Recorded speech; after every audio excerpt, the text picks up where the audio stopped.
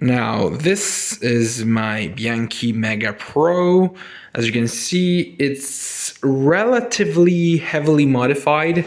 I had to change the quill stem because I had an 11 centimeter 30 degrees of inclination of fucking long ass stem that I did not need because this frame is already a little bit too big for my size. I'm 175 centimeters tall, and this is definitely an aggressive position. Just look at how far up I've got my quill stem. It's even out of the limiter, but I'm really not too worried because as long as the actual wedge is fully inserted into the top tube, it's really not of a huge issue. Now, another thing that I have to say is I got the Conti GP. Not the GP 5000. I got the fucking Four Seasons on there, which are 23 millimeters. Now, why did I get the 23? Because I didn't think that the 25s were going to fit, but they definitely can. I just need to perhaps be a little bit more careful with spacing the the actual brakes, because these are quite old Campagnolo Centaur brakes from like the 90s. And I changed the wheels. These came stock, like this bike came stock with a pair of Mavic Cosmos wheels, which were absolute fucking garbage. They looked like trash, and they were so flexy, so goddamn flexy. It's with these, even though they're still aluminum, these Campagnolo Camsions, they have a 24 millimeter rim depth, and they're much faster. I think much more reliable and stiffer, definitely, than the Mavic Cosmos. And I had to change the cassette on the back, and because I originally had a 2611, which is too fucking much for the average rider, and I still am an average rider. I'm trying to get out of that zone, but that cassette is a 2913, which adds three God damn it, teeth teeth on the back, which makes it just a little bit easier to climb those hills. On the front, just for the fucking irony of it, I had a 5339. Now, don't blame me, I really only had this bike because I found it for 180 euros on Subito, which is a online retail store that is used to sell used things. It was like kind of one of the cheapest drop bar road bikes that I could find, and I just went with it without actually knowing how hard those gears were. Those are like those that I had on there, the 5339 and the 2611. Those were Tour de France fucking gears. Like, they cannot be used by me in a normal circumstance aside from like flat terrain. Now I got a Shimano Tiagra with a as you can see, if it kind of zooms in, that is a 5034, which removes 5 teeth from the front, which makes it easier for me on the hills. So in total, we can say that I've removed 8 teeth in total. Well, I added some in the back, I removed some in the front, and now I'm actually pretty comfortable on the hills, even those that are like 5%, 7% in gradient. The front derailleur was changed because the old one basically snapped due to me over tightening it.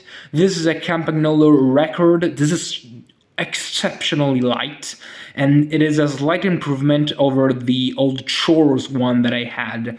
The rear derailleur is the thing that still remains, because these things last fucking forever, literally forever, and I really have no reason to change it. Shifting works absolutely fine. I also, of course, changed the pedals. This is actually one of the first things that I did, because I was obsessed with having cycling shoes. Mamma mia! And I bought some Look Kyo carbon pedals, and because this bike came with flat pedals, which were absolute bricks, and they were garbage. Now, as you may have already noticed, there's quite a lot of scratches here and there. This is due to the fact that this bike was used roughly by its previous owner. Now, granted, I really didn't do the best keeping it clean in the first half a year that I had it, but now I'm definitely doing regular maintenance, and to keep it clean, I wash it every 2 weeks, because most of my riding is done indoors, so I don't really need to change, to clean all the bike, because I don't ride in wet weather at all, so it's not a requirement. Now, the other thing that I changed is the actual, aside from the stem, which the previous one was excessively long, I also changed the actual handlebars. These are Data RHM 26mm handlebars with a reach of 75mm, so I reckon relatively short-ish, and about 130mm top to drop. Top to drop. Yeah, that works.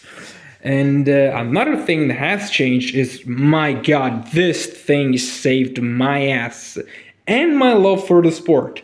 Because for about a year, I was suffering truly with saddle sores, pressure on the perineum, not being able to sit squarely on the saddle, and stuff like that. With this one, this kind of fucking solved everything. It solved the back pain that I had. It solved the perineum pressure that I was getting due to the depression that you can actually see here. It's about, I'd say it's a centimeter down from the actual resting points of the ischiotuberosities, which are your pointy bones of the, your gat that you used to sit on the actual saddle. Those are the 2 points that need to contact this hard piece of foam. And due to the fact that this is the ErgoWave Active, it has an insert in the back that makes it so that this saddle rocks slightly when I'm pedaling hard. That relieved all the back pain that I had.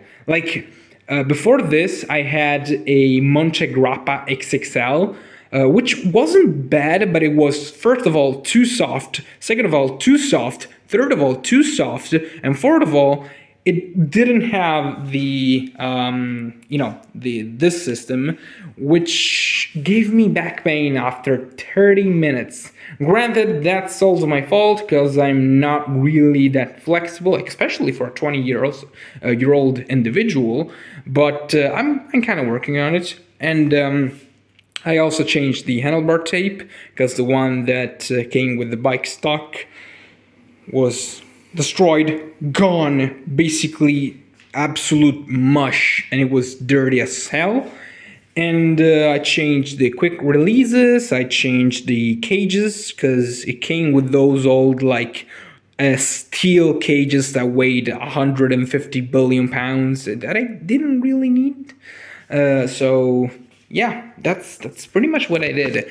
The things that I still need to modify on this one are tires go from 23 to 25 millimeters with the Conti GP 5000s, and the front wheel, because I got into a relatively nasty, I don't want to say even accident, because I'm basically unskated, But I wonder what that is.